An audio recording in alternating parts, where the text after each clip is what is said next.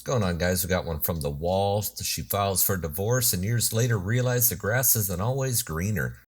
Ain't that the truth? Let's get into it. Hi, friends. Today has been a rough day. It's yet another step towards tomorrow and healing.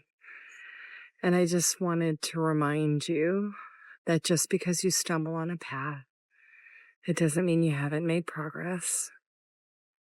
And that just because you're having a hard time, it doesn't mean that this is the best it's ever going to be. Time has a great way of healing wounds, even the really deep ones that hurt.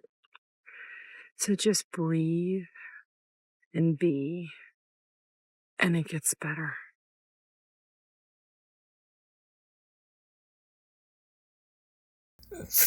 How cute. Just breathe and be, and it gets better. Sure, nothing says healing like the future alimony check and splitting your assets while living in a shoebox apartment. But hey, keep breathing. That'll make you feel good, right? Because time heals all wounds. Yeah, sure, and duct tape can fix a broken marriage. But here's the kicker: time does heal, just not your wallets, your emotional stability, your child's future, therapy bills.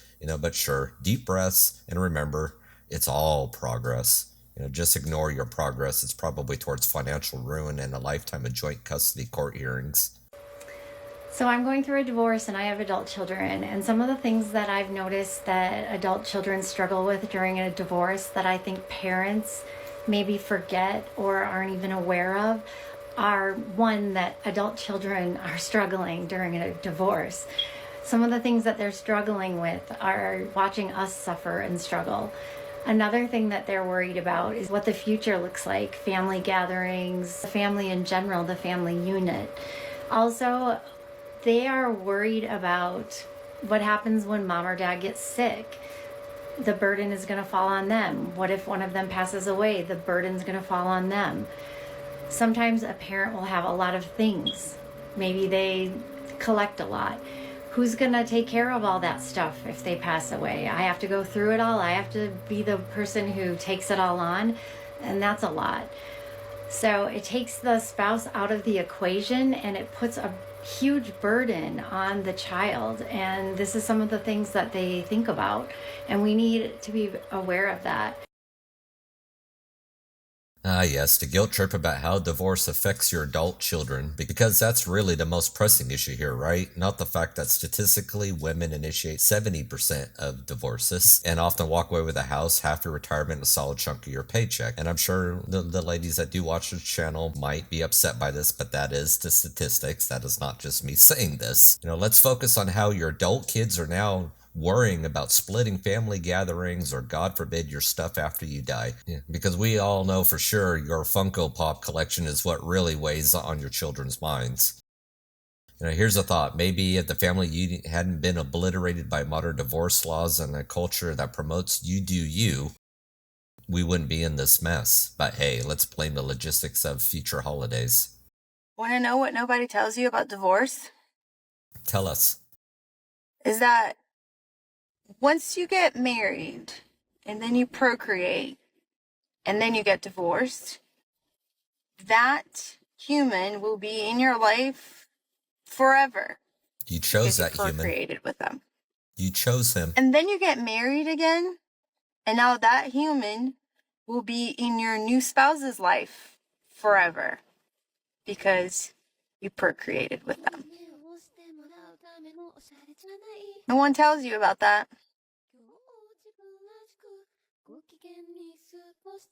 I'm telling you now. Okay, well, nobody tells you that when you procreate with somebody, they're in your life forever. My mind is now blown. I guess if you have kids, you're stuck with this person for life, unless they just totally desert you.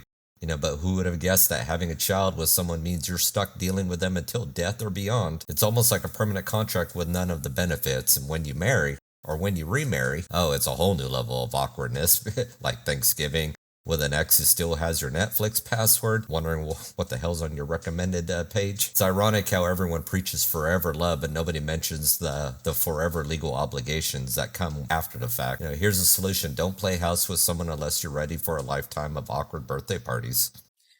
The best advice I ever got from a divorce attorney was this. He said, listen, you could use me. You could hire me. You got kids. So you're either going to pay the money that you guys have, you and your soon-to-be ex-husband, you could either use that money and hire me, and that money will go towards my kids, or you guys could figure it out and cooperate and keep that money and use it towards your kids. And that forever seared into my brain. But I do come from a family of business people, and the last thing you want is an attorney. The last thing you want is an attorney. And trust me, I have a family full of attorneys. They even say, you don't want to go to us. Like, we are your last resort. You don't want to use an attorney. You are blowing your money. You're fighting. You're being petty. And you got to just save your money. You got to be smart. You got to calm down, like take a breath. I don't know what to tell you, how to figure that one out, but the last resort is you don't want to use an attorney. So we used a mediator, which yes, they are a licensed attorney, but it's so much more inexpensive than hiring an attorney. So long story short, their dad and I are in financially great space right now, great relationship, because we didn't fight and we didn't lose money. Because the worst way to hit someone, I think, is in their pocketbooks. So take this advice however you want, but that's my advice. The best advice I ever got was not to use a lawyer.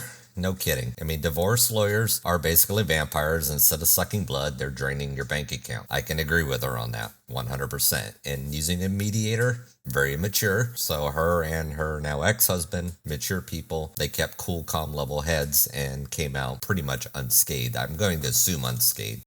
This is just what she's saying, but we don't know what's happened to him. But too bad most divorces end with at least one party hiring a lawyer because, surprise, cooperation is often a myth. The idea of not fighting in a divorce court is like trying to hold a yoga class in a minefield. As for saving money, sure, if you want to count losing half of your assets as saving, the best way to win is not to play, fellas. And my recommendation would be, still to this day, to have an attorney to protect yourself, because in the end, guys always get screwed. I'm here to remind you that if you feel stuck in your marriage, there are a few techniques that you can engage in that are proven to save troubled marriages. Now, these are compiled from the top relationship experts.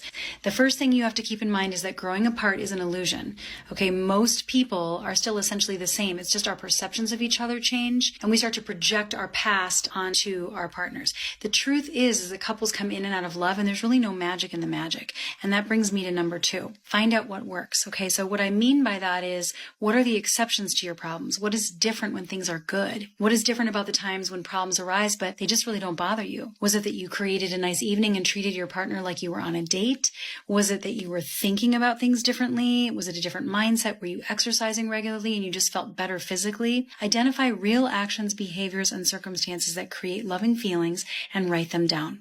Now, number 3, just do those things. You don't have to feel like it, within reason, of course. You don't want to betray yourself, but don't say, why should I have to do that, right? If it works, that's why you should do it. Keep in mind that in the beginning of a relationship, we act out of inspired feelings, but over time, we need to step up our behaviors to improve our perceptions. Inspiration comes from the connection that comes from our actions.